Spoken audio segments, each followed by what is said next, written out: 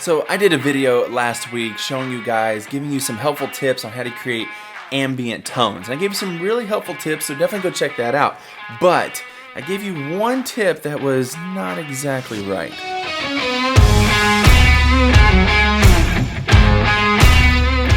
See, I got this comment on the video from Keith. Thank you, Keith. The comment was very polite, respectful, encouraging, and educating for me. So thank you.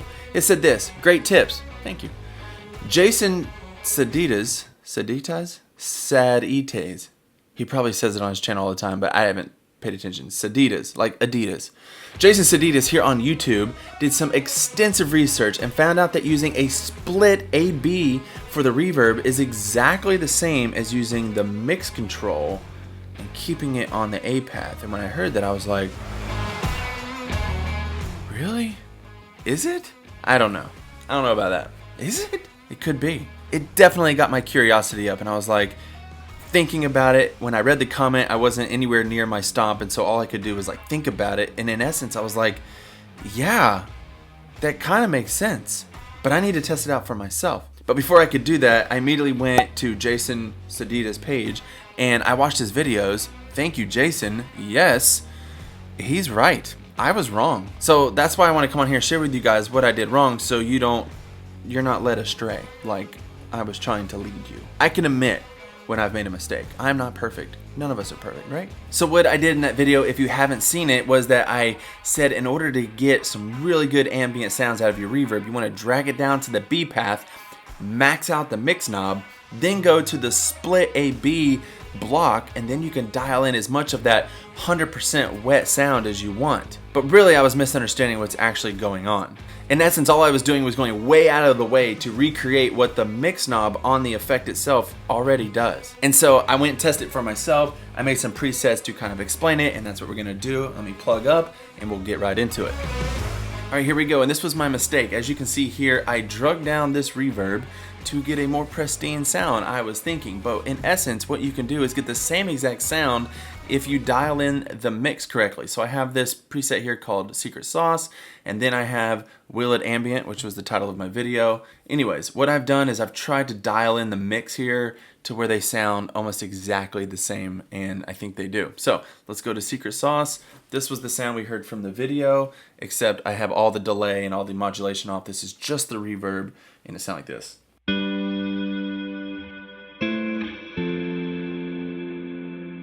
Next preset.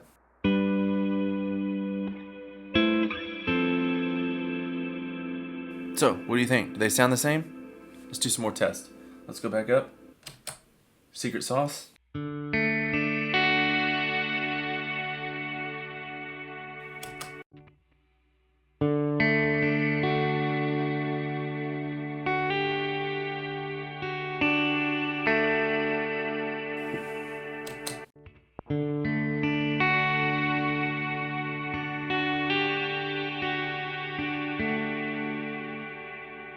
I have to admit, they sound very close. If there is a little difference, it's only because my playing style is different or I don't have it mixed exactly right. But if you go and watch Jason's video, he did a very in-depth scientific waveform comparison, and when he flipped them, they canceled each other out because they are exactly the same waveform. So there is no difference in bringing a reverb down to the B path if that's the only effect that you are bringing down. But that doesn't mean there's never a time to bring something down to the parallel path instead of keeping it up in series. It's just used for a different reason. So now we need to answer the question, when is it appropriate to use a series path versus a parallel path? Well, the main reason you would want to use a parallel path is when you want to apply effects to the trails of everything that is on that B path without affecting things up on the A path. For example, I could add something else to this B path and apply those effects directly to that very ambient reverb without it affecting my original tone. So I have another preset here showing you how I want to drag another effect before that reverb to see if we can get some different sounds. So I drugged something crazy in here, this auto filter.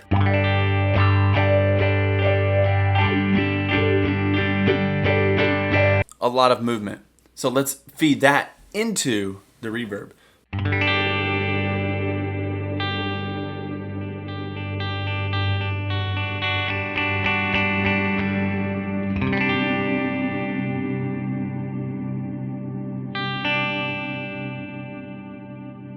turn that filter off. See, what it did is we changed the characteristic of our reverb down there without affecting our clean tone. You can hear our clean tone is still there. But we've changed what our reverb sounds like.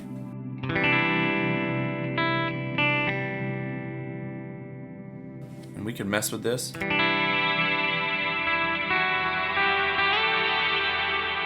So in essence, with this tool, we can create our own reverb. We can make it sound however we want, applying effects before it.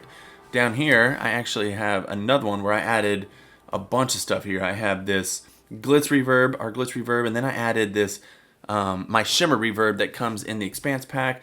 I went ahead and added a delay, a reverse delay down here, and this filter, plus I have my delay up here. I'm gonna take that delay off so you can just hear the clean tone. Let's take the filter off.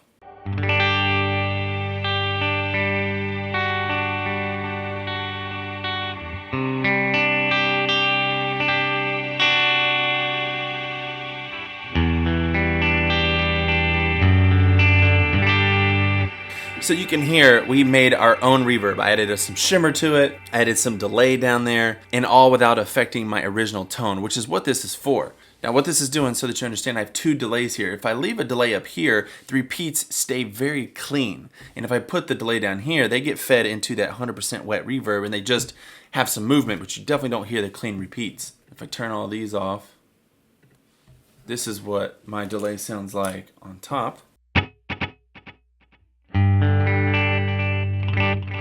And I can turn all these on, and you still hear that very clean delay with this kind of new reverb sound that we made under it.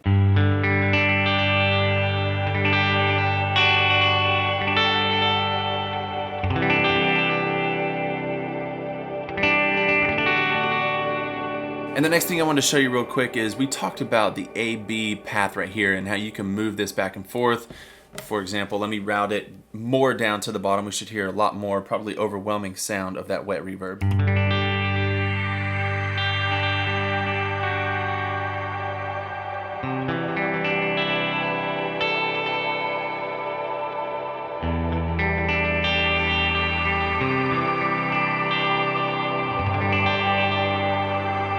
Doesn't sound that bad actually, that's pretty cool. I'm actually gonna play it a little bit more because it just sounds so good.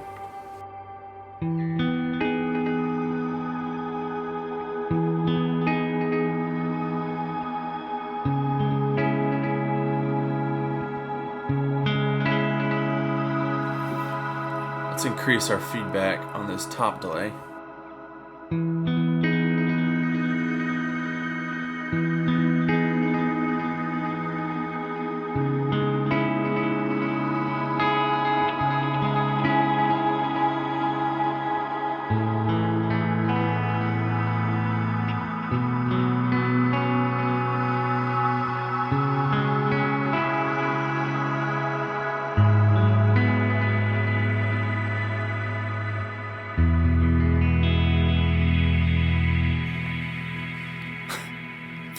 All right, so the other thing, other than the split block, we also need to look at this output mixer here.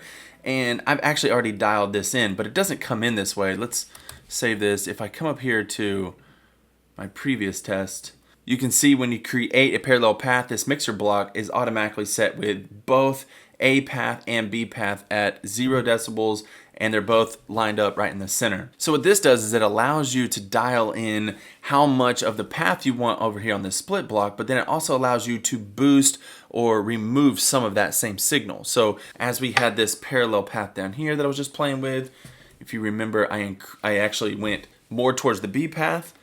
Well, I like the way that sounds, but I may want to bring down or up the volume. So I feel like maybe I want a little more clarity on the A level, so I might bring that volume up or take the B level down.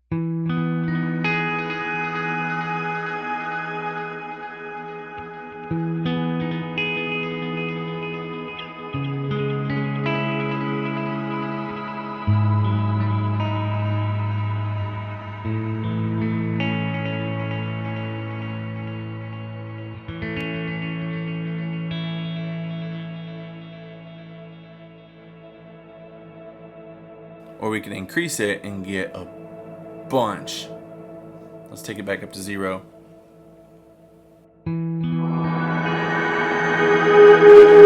That's really loud. So as you can see, even with an even split, and say we like that sound right down the middle, we still want less volume from the B path. We can bring this on down.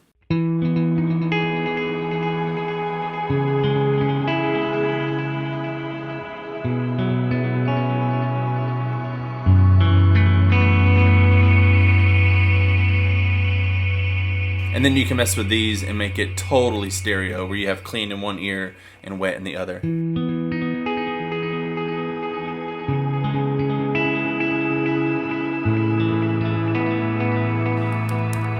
I like this setting a little better. If you put them right down the middle, it would sound like this.